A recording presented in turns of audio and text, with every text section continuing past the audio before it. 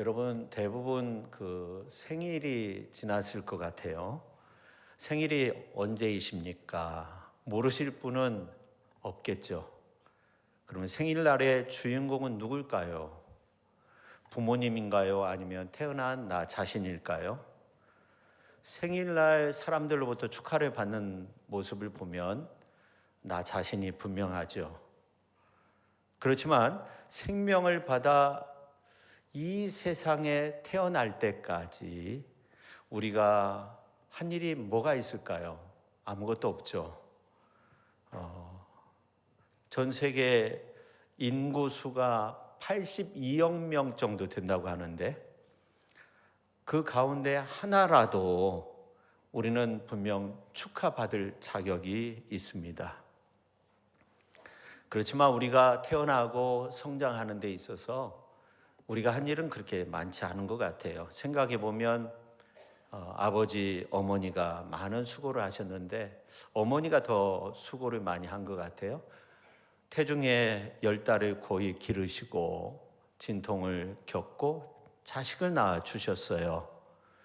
또 기를 때 수고를 아끼지 아니하셨어요. 근데 성경에 보면 하나님의 구원의 역사의 주인공은 언제나 남자인 것처럼 그렇게 보입니다. 구원사의 계보를 보면 아브라함, 이삭, 야곱, 요셉, 모세 이러한 사람들의 모습을 보면 전부 다 남자이죠. 사라, 리브가, 라헬, 아스낫, 요게벳 이런 식으로 나오진 않아요. 그런 의미에서 성경은 가부장적인 질서를 옹호하는 것처럼 그렇게 보일 수 있습니다. 그러나 아브라함, 이삭, 야곱, 요셉, 모세 이러한 사람들의 이야기를 이렇게 자세히 살펴보면 그야말로 여성들이 차지하는 그 부분이 너무나도 큽니다. 특히 예수님의 인카네이션, 성육신 사건에서 여성이 차지하는 부분은 엄청나죠. 그 성탄절이 되면 우리는 여성으로서 훌륭한 신앙의 위인들을 기억하지 아니할 수 없는데 특별히 오늘 본문 말씀에 보면 첫 성탄절이 가까이 다가올 때 등장하는 위대한 두 여성을 발견할 수 있어요. 예수님의 어머니 마리아 그리고 세례자 요한의 어머니 엘리사벳입니다. 먼저 마리아에 대해서 생각해 보면 가브리엘 천사가 나타나 은혜를 받은 자여 평안할지어다 주께서 너와 함께 하시도다 했을 때 이 시골 처녀는 정말 놀랐죠. 근데 호들갑 떨지 않고 가만히 생각해 봐요. 주께서 나와 함께 하신다니 이게 무슨 뜻일까? 이 천사 가브리엘이 마리아의 이러한 속마음을 살피고 이런 말을 해요. 보라, 내가 잉태하여 아들을 낳으리니 그 이름을 예수라 하라.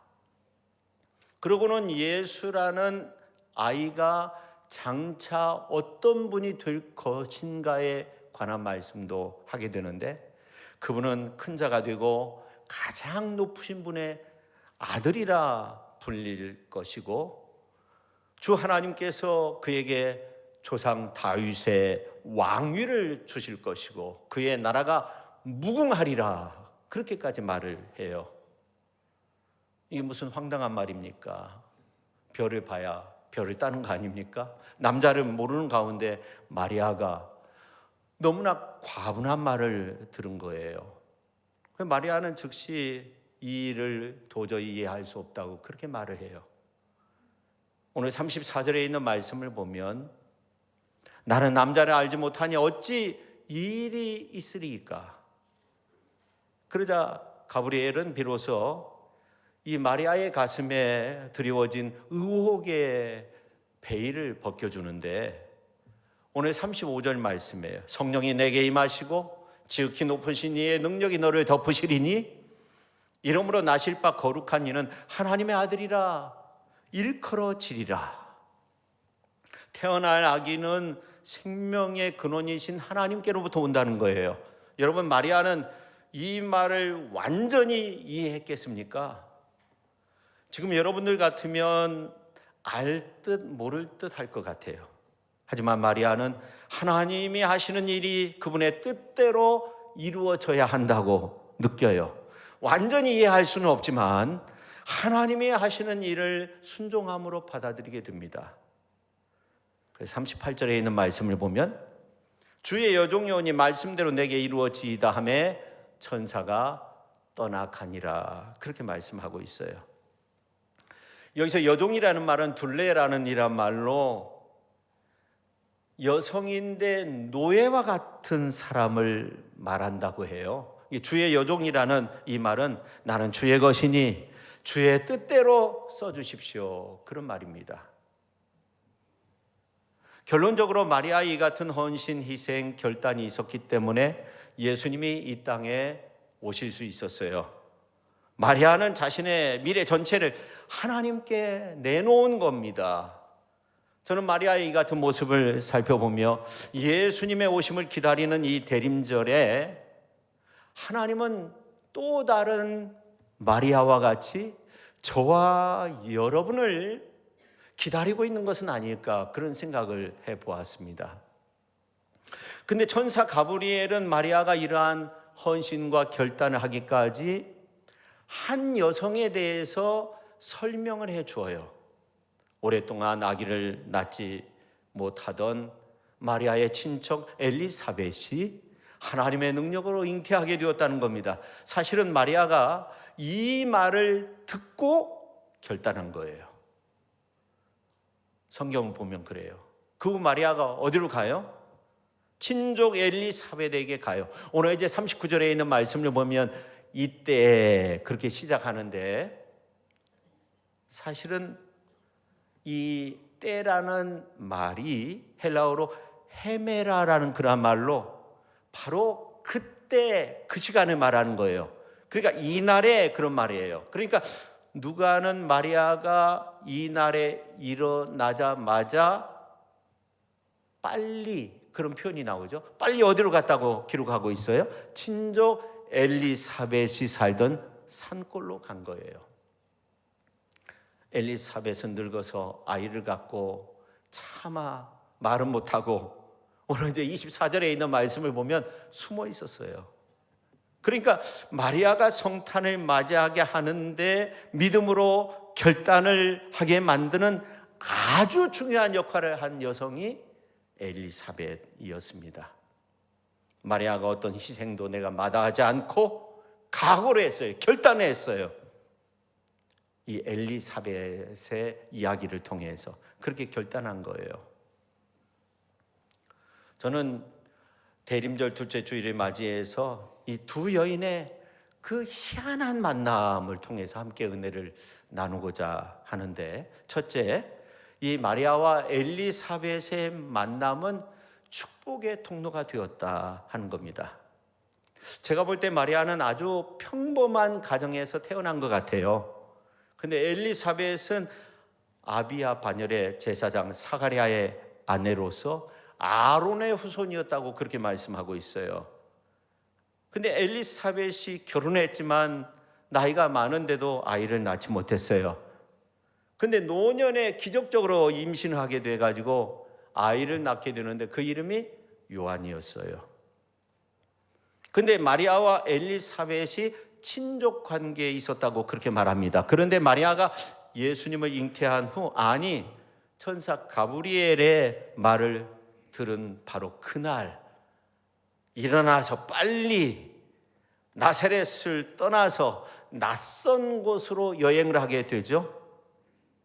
그러니까 예수님이 어머니 뱃속에서 어디론가 가게 된 건데, 마리아가 나사렛에서 천사 가브리엘의 수택고지, 천사 가브리엘의 음성을 듣고 곧바로 간 곳이 엔케렘이라는 곳입니다. 성경에는 나오지 않지만 성지순례를 해보면 예루살렘 서남쪽으로 한 8km 정도 떨어져 있는데, 그래서 이 엔케렘이라는 말이 포도원의 샘이라는 그러한 뜻입니다. 고대로부터 샘이 있어가지고 물을 공급함으로 아주 자연스럽게 포도원과 농지, 촌락이 형성되었던 그런 장소입니다.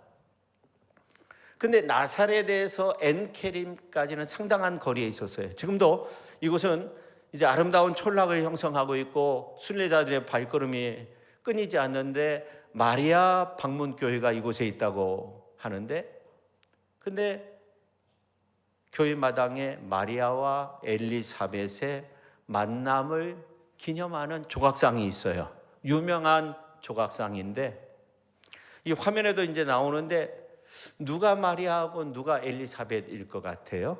마리아는 막 이제 임신을 했고 엘리사벳 6개월 됐으니까 배가 좀 많이 나온 분이 엘리사벳이겠죠. 근데 이 두 사람의 희한한 만남, 한 사람은 아기를 갖지 못하는데 노년에 아기를 갖게 되었고 한 사람은 아주 어린 나이에 성령으로 잉태되어서 아이를 갖게 된 두 사람의 만남이 어떻게 성사되었을까요? 오늘날 우리는 마리아의 잉태를 낭만적인 신학적인 사건으로 회고합니다만 어린 미혼 소녀 마리아에게는 얼마나 놀라운 사건이었겠어요. 스스로도 믿을 수 없는 그런 사건이죠. 그래서 어린 마리아는 친족이었던 엘리사벳을 정말로 만나고 싶어 했어요. 여러분 한번 생각해 보세요. 어린 마리아가 자기와 마찬가지로 기적을 경험한 나이 많은 친족이었던 엘리사벳을 얼마나 만나고 싶어 했겠어요. 그래서 즉시 일어나서 마리아는 빨리 나사렛에서 엘리사벳이 살고 있는 엔케렘까지 144km 정도 된다고 하는데 그곳에 향해 가게 되죠. 그래서 나이 많아서 임신이 불가능한 가운데 임신의 기적을 경험하게 된 여자와 미혼으로 남자를 알지 못한 처지에 임신하게 된 여인의 아주 희한한 그런 만남이 이루어지게 된 거죠. 도저히 늙어서 아이를 뵐 수 없는 가운데 아이를 가진 여인과 한 번도 남자와 접촉한 일이 없이 살던 순수한 처녀 마리아가 기적적으로 임신하게 된 그 운명과도 같은 그 만남, 이들의 만남이 너무나도 희한한 만남이기 때문에 성경은 이들의 만남에 대해서 비교적 자세히 그렇게 기록하고 있어요. 저는 다시 한번 말씀드리지만 오늘 이러한 희한한 기적을 체험한 두 여인의 만남, 그리고 그들의 대화 속에서 하나님의 은혜를 나누고자 해요. 더 나아가 하나님이 참으로 위대하게 사용하신 이 마리아의 모습을 통해 함께 은혜를 나누고자 해요. 하나님께서 마리아를 쓰신 이유는 도대체 뭘까? 또한 오늘 이들의 만남 속에서 우리가 과연 어떠한 은혜를 나눌 수 있는가? 더 나아가 우리들의 어떤 만남과 대화 속에서 우리는 어떤 은혜를 함께 나누어야 하는가? 오늘 이 현실 세계 속에서 살고 있는 우리는 대화하면서 또 만남을 통해 어떤 은혜를 나누어야 되는가? 이러한 것들을 생각하며 함께 은혜를 나누고자 합니다. 근데 앞에서도 말씀드린 것처럼 이들의 만남은 축복의 통로가 되었다 하는 겁니다. 마리아를 만나자마자 엘리사벳은 자신도 임신했지만 이 어린 마리아의 잉태 사건이 아주 특별한 사건임을 직감하게 돼요. 그래서 오늘 이제 본문에 보면 엘리사벳은 마리아를 향해 42절 말씀, 큰 소리로 불러 이르되 여자 중에 내가 복이 있으며 내 태중의 아이도 복이 있도다. 두 번이나 강조한 말이 복이 있다는 거예요. 복이 있다. 성경은 그녀가 축복의 통로가 된다고 말하고 있는 거예요. 사실 마리아가 잉태한 사건은 아브라함에게 하나님께서 나타나셔서 예언의 말씀을 주신 적이 있는데 창세기 12장에 나와 있죠. 내가 너로 큰 민족을 이루고 내게 복을 주어 내 이름을 창대하게 하리니 너는 복이 될지라 하시고, 그 다음 절 보면 땅의 모든 족속이 너로 말미암아 복을 얻을 것이니라 그렇게 말씀하셨는데 이 말씀의 성취죠. 아브라함과 그의 후손을 통해서 이 같은 복을 누린다는 것이 어떻게 가능하겠어요? 이 말씀은 궁극적으로 보면 구세주 탄생을 통해서 온 인류가 하나님의 복을 받는다는 그런 의미가 되는 것입니다. 그런데 마리아가 이 축복의 통로로서 선택을 받게 된 거예요. 이 예언의 말씀이 바로 지금 마리아를 통해서 이루어지고 있는 거죠. 그래서 엘리사벳은 마리아를 보자마자 성령의 충만함을 받아서 큰 소리로 이렇게 말하고 있는 거죠. 오늘 42절 같이 한번 읽어보죠. 큰 소리로 불러 이르되 여자 중에 내가 복이 있으며 내 태중의 아이도 복이 있도다. 그리고 45절에 있는 말씀을 보면 주께서 하신 말씀이 반드시 이루어지리라고 믿은 그 여자에게 복이 있도다. 아멘.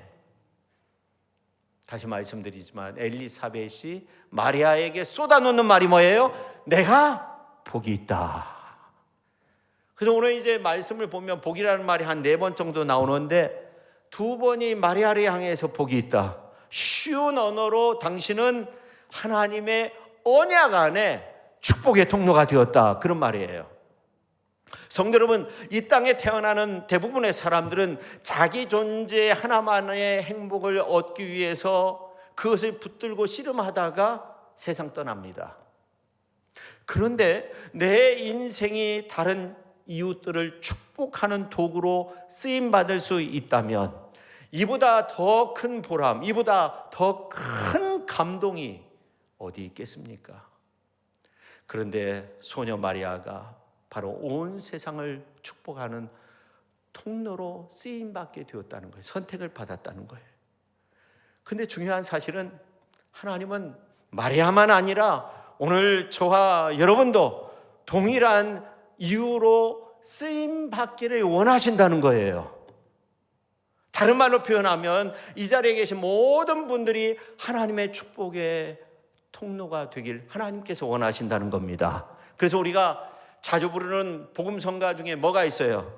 당신은 하나님의 언약 안에 있는 축복의 통로, 당신을 통하여서 열방이 주께 돌아오게 되리. 옆에 분한테 사랑하는 성도님도 축복의 통로가 되십시오. 하나님은 당신이 축복의 통로가 되길 원하십니다. 축복의 통로가 되세요. 축복의 통로. 그 다음에 2번째, 이 만남을 통하여 믿음을 주시기 위해서다 하는 겁니다.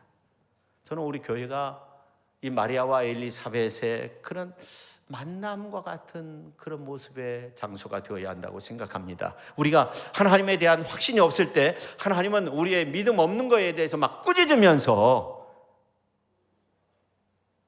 그렇게 하기보다는 고민과 갈등, 기쁨, 서름 함께 나눌 수 있도록 그렇게 해주세요.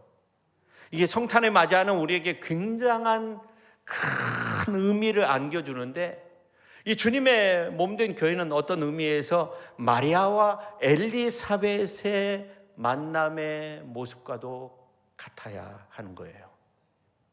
이 성경에 보면 누구보다도 마리아가 믿음의 여인이었다는 것을 알 수 있어요. 오늘 45절에 있는 말씀 보면 잘 알 수 있어요. 성령의 감동하심을 입고 엘리사벳이 마리아에게 하는 말이 무엇입니까? 주께서 하신 말씀이 반드시 이루어지리라고, 그 다음에 뭐예요? 믿었다는 거예요. 믿은 그 여자에게 복이 있도다. 우리는 이 사실을 통해서 사실은 우리의 믿음의 근거를 발견해야 돼요. 믿음의 근거가 무엇입니까? 어디에 있습니까? 여러분의 믿음의 근거가 어디에 있다고 생각하십니까? 성경은 우리의 믿음의 근거는 하나님의 말씀에 있다고 해요. 로마서 10장 17절에 있는 말씀을 보면 그러므로 믿음은 들음에서 나고 들음은 그리스도의 말씀으로 말미암는다고 그렇게 말씀하고 있어요. 우리가 인간의 눈으로 보고 귀로 듣는 것만 나는 믿는다 하는 것은 정말로 부질없는 짓입니다. 우리의 눈으로 식별할 수 있는 빛의 양은 이 세상에 존재하는 빛의 5%밖에 안 된다고 하잖아요. 나머지 95%의 빛은 우리의 눈으로 식별할 수도 없다는 거예요.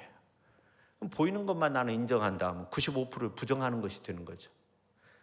우리가 듣는 그 소리의 진동수도 16에서 2만 헬츠 사이의 소리만을 인식할 수 있다고 합니다. 동물들은 적어도 4만 헬츠까지도 들을 수 있는 그런 동물들이 많이 있는데, 우리가 듣는 것만 인정을 하면 동물 봐도 못한 그런 모습이 될 수밖에 없는 거죠. 그래서 우리 눈에 아무것도 안 보이고 내 귀에 아무것도 안 들려도 내 손에 잡히는 거 아무것도 없지만 걱정하지 마세요. 나머지 95%의 것을 믿음의 눈으로, 믿음의 귀로 보고 들으면 되는 겁니다. 하나님의 말씀하시고 하나님과 함께 하시면 영적 시야, 영적인 눈, 영적인 귀가 열려지게 되는 줄로 믿으시기를 바랍니다. 그래서 볼 수 없는 것들을 보게 되고 들을 수 없는 것을 듣게 되는 거예요. 이렇듯 엄청나게 제한된 인간의 가시권, 가청권을 극적으로 향상시켜 주는 것이 무엇이냐면 믿음이라는 겁니다. 아니, 들을 수 없는 것까지, 볼 수 없는 것까지 듣게 보게 만든다는 겁니다. 그러므로 우리는 이 믿음으로 암흑 속에서도 희망을 볼 수 있어요. 세미한 소리에도 반응할 수 있어요. 우리는 감각으로 사는 사람들이 아니에요. 우리는 믿음으로 사는 사람들이에요. 근데 놀라운 것은 그 믿음의 근거가 하나님의 말씀이다 하는 겁니다. 마리아가 자신에게 일어난 어처구니 없는 사건을 어떻게 수용할 수 있었을까요? 마리아가 수용할 수 있었던 원인이 어디에 있습니까? 그 유일한 대답은 하나님께서 말씀하셨기 때문입니다. 우리가 구체적으로 살펴보면 천사 가브리엘을 통한 마리아의 수태고지에 대한 그녀의 최초의 반응을 성경은 이렇게 기록하고 있어요. 마리아가 천사에게 말하되 나는 남자를 알지 못하니 어찌 이 일이 있으리이까? 천사를 통한 하나님의 대답이 무엇이었습니까? 35절에 있는 말씀을 보면 알 수 있어요. 천사가 대답하여 이르되, 말씀하시는 거죠. 성령이 내게 임하시고 지극히 높으신 이의 능력이 너를 덮으시리니 이름으로 나실 바 거룩한 이는 하나님의 아들이라 일컬어지리라. 다시 이 말씀에 대해서 마리아가 보인 반응이 뭐예요? 오늘 이제 38절에 있는 말씀을 보면 마리아가 이르되 주의 여종이 오니 말씀대로 내게 이루어지이다. 이 말씀과 동일하게 오늘 45절 말씀을 보면 엘리사벳은 주께서 하신 말씀이 반드시 이루어지리라고 믿은 그 여자라고. 그러니까 이 마리아의 믿음의 근거는 무엇입니까? 철두철미하게 하나님의 말씀이었다는 거예요. 가브리엘을 통해서 주시는 하나님의 말씀이었다는 거예요. 그래서 믿음은 들음에서 나는 거예요. 들음은 그리스도의 말씀으로 말미암는 겁니다. 마리아가 어린 소녀이었음에도 불구하고 놀라운 믿음을 보일 수 있었던 것은 그의 믿음이 하나님의 말씀에 근거하고 있었기 때문이다 하는 겁니다. 그러면 저와 여러분의 믿음은 어디에 근거하고 있습니까? 어떤 분들은 교회에 나오시면서 신앙생활을 하면서 자기의 어떤 주관적 신념이나 자기의 철학을 근거로 삼고 있는 분들이 많이 있어요. 그러나 성경은 이러한 것은요, 모래에 세운 집과 같다는 거예요.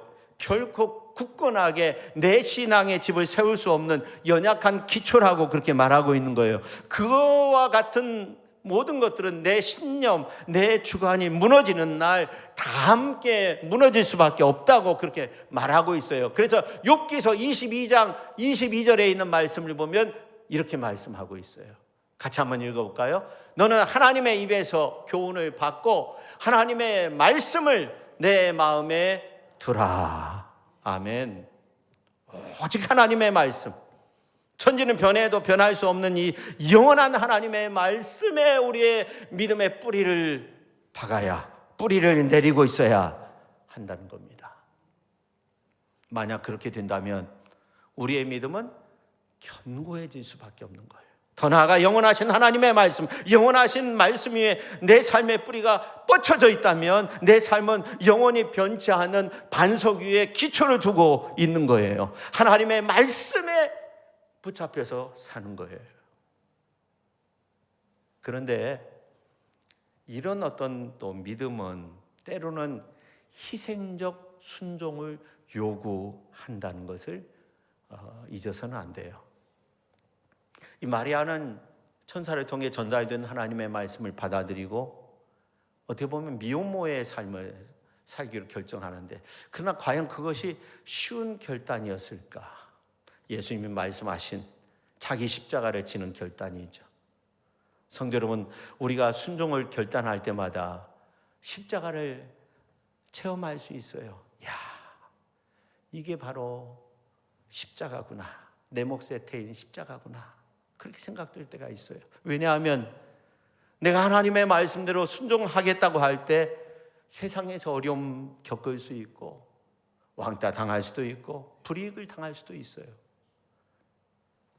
1930년대 독일에서 독일 나치의 등장과 함께 크리스찬들이 고민을 하게 돼요. 히틀러를 따를 것인가, 하나님의 말씀에 기초해서 살 것인가.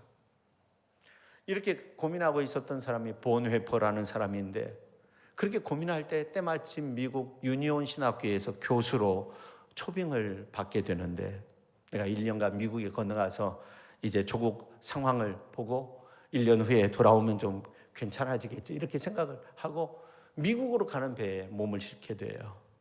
그리고 미국에 내렸는데, 내리자마자 하나님께서 말씀을 주시는데, 너가 있을 곳은 이곳이 아니라는 거예요. 너가 있을 곳은 너의 조국 독일이라는 거예요. 그래서 그가 결국 이 미국에서 한 1년 넘게 살려고 했는데 한 달 조금 넘게 살다가 결단해요. 고국으로 돌아가리라. 그래서 나인홀드 니버라는 아주 유명한 신학자에게 편지를 한 장 쓰고 고국으로 돌아가는 배에 몸을 싣게 돼요. 그 내용이 뭐냐면, 주님은 이 어려운 시기를 내가 조국의 백성들과 함께 보내야 한다고 말씀하십니다. 내가 이들과 이 고난의 시기를 함께 하지 않는다면 나는 전쟁 후죠, 교회 재건에 참여할 특권을 상실하게 될 것입니다. 나는 지금 기독교 운명의 존속을 위해 조국의 패배를 소원할 것인지, 아니면 조국의 승리를 위해 기독교 문명을 포기해야 될지 선택의 기로에 있다는 거예요. 저를 위해서 기도해 주십시오. 히틀러가 이기면 하나님의 말씀이 무너지게 되는 것이고, 또 하나님의 말씀이 서게 되면 히틀러가 전쟁에서 패배하게 된다는 거죠. 그래서 기도해 달라는 거예요. 어떻게도 할 수 없는. 근데 귀국하자마자 지하에서 반체제 운동을 하다가 잡히가 돼요. 그리고 이제 그가 설교도 출판도 못하게 되고 한 2년 이후에 반체제 음모자로 체포당하게 되고, 그리고 2년 뒤에 그가 독일 플러스 앤 부르크 수용소에서 순교를 하게 됩니다. 그 순교할 때 나는 누구인가 라는 그런 시를 썼어요. 나는 누구인가? 나는 그것을 알지 못합니다. 그러나 오 하나님, 나는 당신의 것입니다. 참 쉬우면서도 굉장히 의미가 있죠. 그리고 마지막 한마디의 말을 남깁니다. 죽음은 끝이 아니라 영원한 삶의 시작입니다. 그런 말을 남겨요. 그리고 순교하기 4개월도 되기 전에 선한 능력으로라는 그런 시를 남겼어요. 직접 그 시를 이렇게 남겼는데 그 날짜와 그 시가 이제 사실은 그 지금도 보관되어 있어요. 근데 1970년도 피에츠가 곡을 붙여가지고 선한 능력으로라는 그런 찬양을 우리가 많이 부르게 되잖아요. 그 선하님의 고요히 감사하여 그 놀라운 평화를 누리며 나 그대들과 함께 걸어가네. 나 그대들과 한 해를 여네. 한 해를 연다고 하지만 새해를 맞이하면서 이 시를 쓴 것은 아니에요. 새로운 세계를 연다는 거예요. 새로운 그런 어떤 모습의 국가를 열기를 원했던 거죠. 그는 결단해서 고국에 돌아가서 이런 일을 했어요. 이제 말씀을 마치려고 하는데 오늘 마리아의 믿음과 순종 그리고 그녀의 희생의 결단이 온 세계의 축복의 통로가 되게 한 것처럼 오늘 우리들도 세상에 희망을 주는 그런 사람이 될 수 있기를 예수님의 이름으로 축원합니다. 마리아처럼 그리스도의 빛을 발할 수 있는 사람이 되십시오. 세상의 다양한 모습으로 그리스도의 사랑을 안겨주는 그런 사람이 될 수 있기를 예수님의 이름으로 축원합니다. 성도 여러분, 이 시대에 마리아와 같은 축복의 통로, 축복된 존재로 살기 위해서 우리가 내려야 할 결단은 무엇일까요? 오늘 내가 내려야 할 믿음의 결단, 믿음의 순종, 희생의 결단은 무엇이겠습니까? 우리의 이러한 순종은 십자가 체험이라고도 할 수 있어요. 예수님이 하신 말씀, 아무든지 나를 따라오리건 자기를 부인하고 자기 십자가를 메고 나를 좇을 것이니라, 그렇게 말씀하셨는데, 이 같은 말씀은 우리가 축복의 통로로 쓰임 받는데 가장 소중한 그런 말씀입니다. 우리는 축복의 존재가 되기 위해서 언제나 아멘 하면서 화답하죠. 그렇지만 우리가 축복의 통로가 되기 위해서는 결단이 필요한 거예요. 축복의 존재를 넘어서 우리가 축복의 통로가 되기 위해서는 결단이 필요한 거예요. 내가 축복의 통로가 되기 위해서는 때로 희생을 각오하고 날마다 십자가를 지고자 하는 그런 마음이 필요한 거예요. 지금 이 순간도 주님의 말씀에 나를 따르라, 이 말씀에 순종하면서 많은 어려움을 겪고 있는 그러한 크리스찬들이 얼마나 많이 있습니까? 성도 여러분, 오늘 우리가 축복의 통로가 되려면 오늘 나의 결단은 무엇일까요? 오늘 나는 축복을 원합니까? 순종하기를 원합니까? 오늘 나는 축복의 존재가 되기를 원합니까? 축복의 통로가 되어서 살기를 원합니까? 여러분, 과연 어디에 서겠습니까? 어디만큼 서시겠습니까? 결단할 수 있어야 한다는 거죠. 우리는 축복의 존재를 넘어서 축복의 통로가 되어야 합니다. 축복의 존재로 서는 일은 아름다운 일입니다. 그런데 그보다 더 아름다운 일이 있는데 축복의 통로가 되는 겁니다. 마리아와 같이 그렇게 결단함으로 우리가 축복의 통로가 될 수 있는 것입니다. 우리 모두 축복의 존재를 넘어 축복의 통로가 되는 것, 그것이 바로 진정한 복된 존재가 되는 것입니다. 그러한 아름다운 모습으로 우뚝 설 수 있기를 예수님의 이름으로 축원합니다. 축원합니다. 기도하겠습니다. 하나님 아버지, 오늘 우리가 축복의 존재를 넘어 축복의 통로가 되길 원합니다. 그게 참으로 복된 존재인 것을 마리아의 모습을 통해서 알았습니다. 아버지 하나님, 오늘 우리가 축복의 통로로서 우뚝 서서 하나님 앞에 크게 영광 올려드릴 수 있게 하여 주옵소서. 결단하게 하여 주옵소서. 마리아의 헌신과 그 결단이 오늘 우리에게도 때로는 필요한 줄로 믿습니다. 주여, 우리를 붙잡아 주옵소서. 예수님의 이름으로 기도하옵나이다. 아멘.